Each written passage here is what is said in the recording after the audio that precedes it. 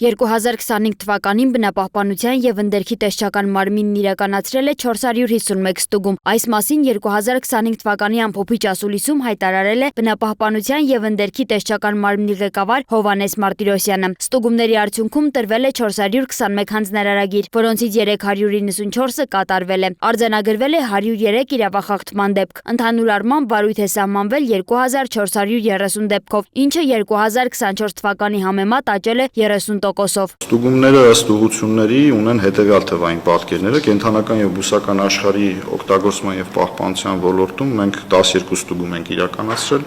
ընդերք օգտագործման և ընդերքի պահպանության ոլորտում 100 ստուգում, մթնոլորտային օդի պահպանություն 117, ջրային ռեսուրսների օգտագործման և պահպանության ոլորտում 142 ստուգում և 50 ստուգում իրականացրել ենք այլ ոլորտներով։ Տարվա ընթացքում նշանակված տուգանքների ընդհանուր գումարը կազմել է 248 միլիոն 750 հազար դրամ, իսկ վերահսկողական աշխատանքների արդյունքում հաշվարկվել է 33.3 միլիարդ դրամի վնաս, որոնցից մոտ 7 միլիարդ դրամը վերաբերում է ընդերքօգտագործման ոլորտին։ Պետական բյուջե 2025 թվականին մուտքագրվել է 338 միլիոն դրամ, ինչը նախորդ տարվա համեմատ աճել է 39%-ով։ Կենդանական և բուսական աշխարհի ոլորտում արձանագրվել է 1264 իրավախախտում, որոնց գերակշիռ մասը բուսական աշխարհի օգտագործման հետ կապված։ Ապօրինի ծառայությունների մասով ըստ տեսչական մարմնի ղեկավարի արձանագրվել է դրական դինամիկա։ Եթե 24 թվականին մենք արձանագրել էինք 13013 հատված ապօրինի ծառ, ապա 25 թվականին մենք արձանագրել ենք 11852 հատված ծառ, ընդ որում 22 թվականից սկսած մինչև 25 թվականը ներառյալ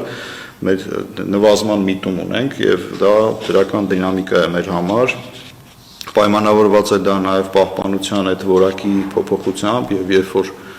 մեր անտառների պահպանությունը վերջնականապես կիրականացվի արդեն նորաստեղծ ծառայության կողմից, կարծում եմ, որ մենք ստեղ բավականին դրական արդյունքներ կունենանք։ Ապօրինի որսի դեպքերի թիվը կազմել է 16, որոնց ընթացքում բռնագրավվել է 13 որսորդական զենք։ Սիկ ձկնատեսակի ապօրինի որսի կանխարգելման միջոցառումների շրջանակներում արգրավվել է շուրջ 2200 կիլոգրամ սիկ, 25 լողամիջոց եւ 298 ձկնորսական ցանց։ Մթնոլորտային օդի պահպանության ոլորտում արձանագրվել է 617 իրավախախտում, որոնցից 217-ը Երևանում։ Տուգանքների ընդհանուր գումարը կազմել է մոտ 35 միլիոն դրամ, իսկ հաշվարկված վնասը 160 միլիոն դրամ։ Ես կառանձնացնեմ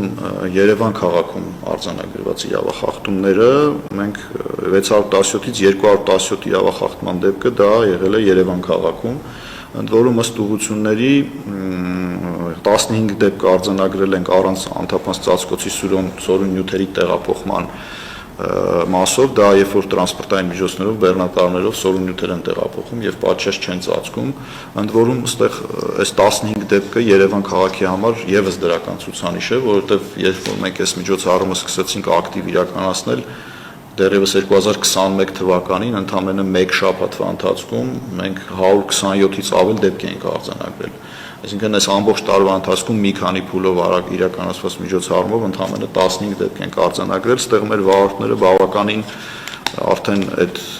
մշակույթը ձևավորվել է եւ իրենց վարքագիծը այս իմաստով բավականին դրական տենդենս ունի։ 2025 թվականին ընդերքօգտագործման ոլորտում արձանագրվել է 291 իրավախախտում, այդ թվում 207 ապօրինի ընդերքօգտագործման դեպք։ Ապօրինի արդյունահանման ծավալը կազմել է 14 միլիոն խորանարդ մետր հանքանյութ։ Բացի այդ, մետաղական հանքերում արձանագրվել է ապօրինի արդյունահանում 82 կիլոգրամ ոսկի, 661 կիլոգրամ արծաթ, 161 հազար տոննա պղինձ եւ 12 հազար տոննա մոլիբդեն։ Ջրային ոլորտում արձանագրվել է 202 իրավախախտում, իրականացվել է 70 կասեցում, ինչի արդյունքում կանխվել է տարեկան շուրջ 6.5 միլիարդ մետր խորանարդ ապօրինի ջրօգտագործում։ Հողի օգտագործման եւ պահպանության ոլորտում արձանագրվել է 439 խախտում, հաշվարկվել է ավելի քան 5.3 միլիարդ դրամի վնաս, հիմնականում հողի դեգրադացիայի եւ ապօրինի աղբավայրերի ձևավորման հետևանքով։ Ըստ Մարտիրոսյանի 2026 թվականին տեսչական մարմնի ուշադրության կենտրոնում կլինի կենսաբազմազանության պահպանությունը, պայմանավորված Հայաստանում անցկացվելիք COP17 միջազգային միջոցառմամբ։ Կշարունակվի նաեւ վերահսկողության թվայնացումը, նոր տեխնոլոգիաների ներդրումը եւ տարածքային ստորաբաժանումների կարողությունների զարգացումը։